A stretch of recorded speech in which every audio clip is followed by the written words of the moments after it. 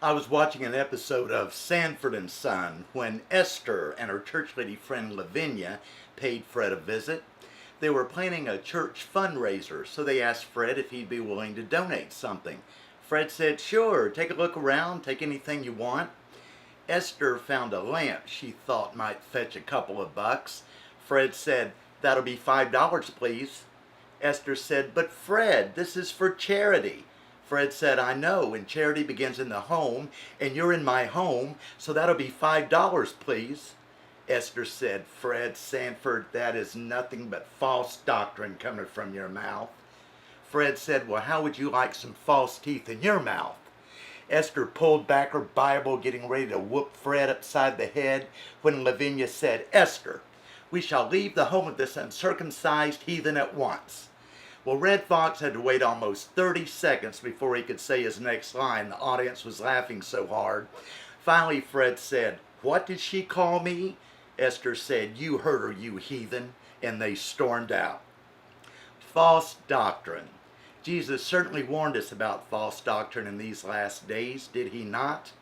I don't believe there's a neighborhood in the United States that doesn't get plastered by tracts and pamphlets every Saturday morning by the Jehovah's Witness. L. Ron Hubbard once said, "If you want to get rich, start your own religion." So he founded the Church of Scientology. Another example of false doctrine is the New Age movement. The New Age movement teaches that extraterrestrials will save humanity from the apocalypse.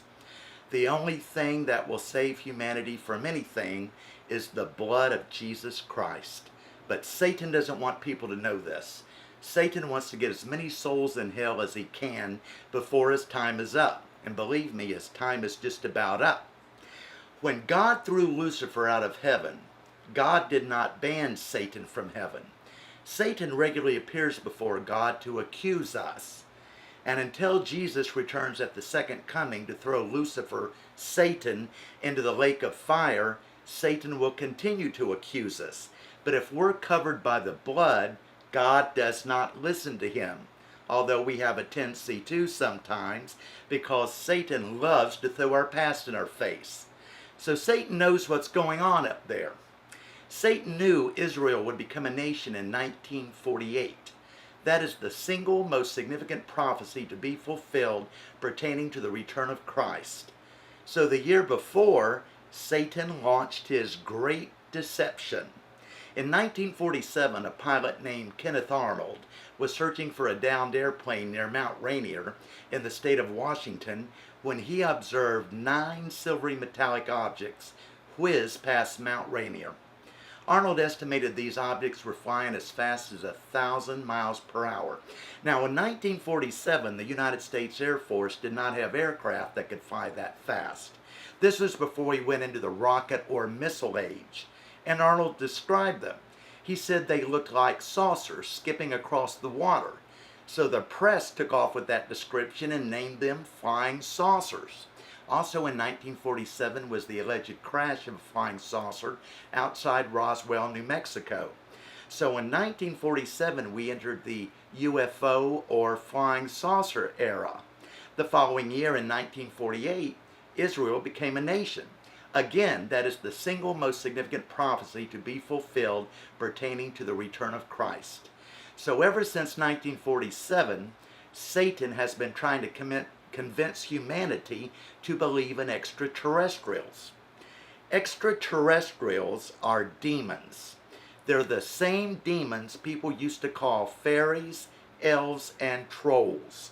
They have simply updated or modernized their appearance to be more acceptable in today's society. See, when we're raptured, New Agers are going to tell everybody we were kidnapped by aliens and taken away to be rehabilitated to fit into the New Age. Those who are left behind after the rapture will have a lot on their plate. In addition to the big decision they're going to have to make whether or not to take the mark, they're going to have to put up with something else. When God destroyed the earth because of its wickedness, the fallen angels that started all the trouble in the first place could not be drowned because they were spirit beings. So God sent them to a place the Bible describes as Tartarus to await judgment day. And Jesus preached to these spirit beings in their gloomy dungeons after he arose from the dead, as if to say, "Hello, boys, I'm back. I won, you lost." Now, do you remember when the people in the Old Testament built that tower to heaven, and how God stopped the construction by giving them different languages? The chief architect of that tower was a great warrior hunter named Nimrod. Nimrod was a descendant of Noah, and he had Nephilim blood in his veins. After the flood, Satan had another band of fallen angels breed with the women of the earth. That tower, which we know as the Tower of Babel, was not meant to be a literal tower to heaven. The people in those days had better sense to know they could build a tower to heaven. It was meant to be a stargate or a portal. It's now common knowledge that certain ancient monuments around the world, such as the Great Pyramid of Giza and those in Cambodia, Turkey, and Mexico, were built by the fallen angels before the flood. There's no way human beings could have built those structures. And the reason we know this is because those many-ton boulders were all copper fastened the same way. So there was an intelligence in ancient times that knew how to build these structures, even though they were thousands of years and thousands of miles apart. The fallen angels left behind forbidden knowledge or arcane technology to be found after the flood. And one of Noah's sons found some of this knowledge, but he didn't dare tell his father because he knew Noah would have beaten his ass. And I'm not talking about the one he rode upon. It is believed that some of this arcane technology was retrieved during the United States invasion of Iraq during the Bush administration. All throughout history, secret societies such as the Freemasons, the Illuminati, and the Bilderbergs have been plotting to break those fallen angels out of their gloomy dungeons to prevent Jesus from establishing his millennial reign on earth. And guess who will be the ones who turn the key? The scientists at CERN. Have you ever heard of the CERN project? On the border of France and Switzerland near Geneva lies the town of Saint-Genis-Poulet. The ancient Celts, who were a pagan civilization, built a temple to the god Apollo at this location, believing it was a portal or gateway to Hades, the underworld. Today, Saint-Genis-Poulet is the site of a modern-day Tower of Babel, the CERN project. Physicists tell us there are other worlds or realities in the universe called dimensions, and these dimensions are linked to one another by whirling vortices called wormholes. Do you remember when Elijah was taken to heaven in a whirlwind of fire in 2 Kings 2:11? God opened a wormhole to transport Elijah from earth to heaven, because heaven lies in another dimension. These scientists at CERN are getting ready to open these wormholes, connecting these dimensions in the universe, and Christian evangelicals are warning them, don't do it, because Satan commands the second heaven, and that will release demons into our world. In the 9th chapter of the book of Revelation, God gives John a vision of the abyss being opened, with demons rising from it like smoke pouring from a great furnace. And rising with them is their leader, the king of the underworld, Apollyon. So what these scientists at CERN are getting ready to do is prophesied in the 9th chapter of the book of Revelation. If that isn't a sign Jesus is on his way back, I don't know what is. Bigfoot, Mothman, Chupacabra. Do these names sound familiar? Cryptozoology is the science of hidden animals. A cryptid is an animal or a creature that has been seen by many people, yet their existence has yet to be proven. In other words, science has yet to find a body or a type specimen. Perhaps the best known of all the cryptids is the hairy biped called Bigfoot. These creatures have been seen by many people, and anybody who has ever encountered one, they always describe the same thing: red glowing eyes and the smell of sulfur. This is a sign of demonic presence. This explains how they can disappear and why they haven't found a body. We believe these cryptids, such as Bigfoot, are a sign of the end times. We believe they are interdimensional denizens that have come into our world as Satan opens portals connecting their world to ours. We believe these cryptids are satanic scouts that Satan has planted on earth in preparation for their role in the Great Tribulation, when Satan makes his last stand on earth before he is defeated by Jesus Christ at the second coming.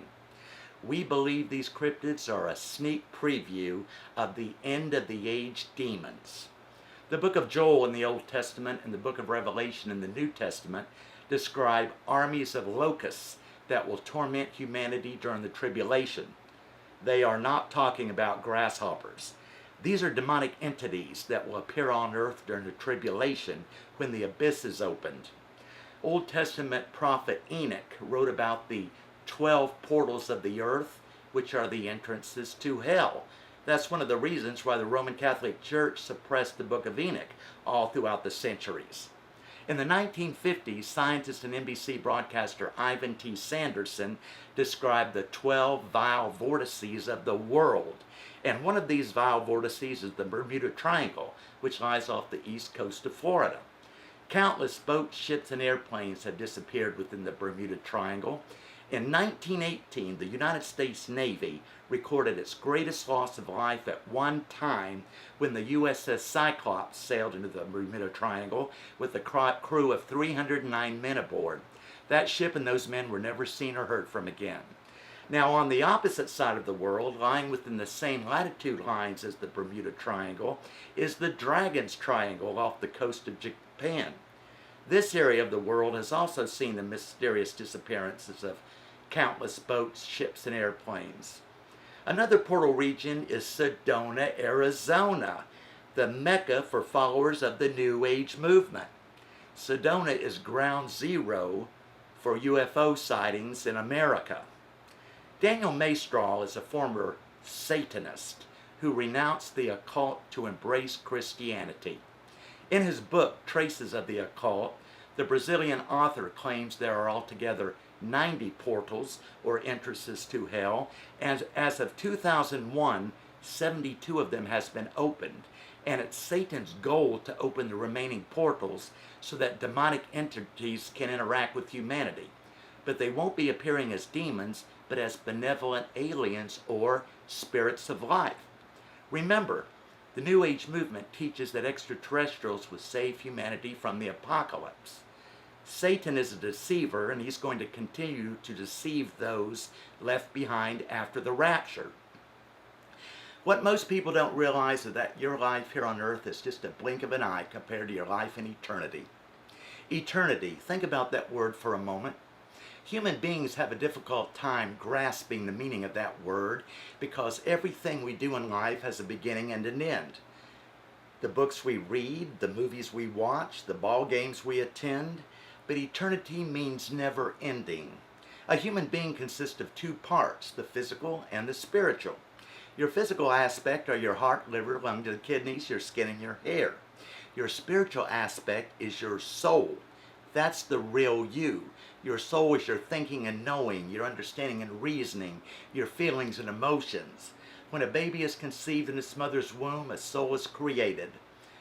You cannot kill a soul. Souls live forever. So when the heart, liver, lungs, and kidneys cease to function, your soul leaves your body and it goes to one of two places to spend eternity. Heaven to be with God or hell to be with Satan. God did not create hell for people. God created hell as a place to imprison Satan, the Antichrist, the false prophet, and the demons when Jesus returns at the second coming. But for those who refuse God's plan of salvation, that's where they'll spend eternity. So how do we get to be with God? How do we get to spend eternity in God's kingdom? There's only one way to get to God, and that's through His Son, Jesus Christ. Jesus said, I am the way, the truth, and the light. No one gets to the Father but by me. If you haven't given your heart to Jesus, do it today before it's too late, because the rapture is imminent.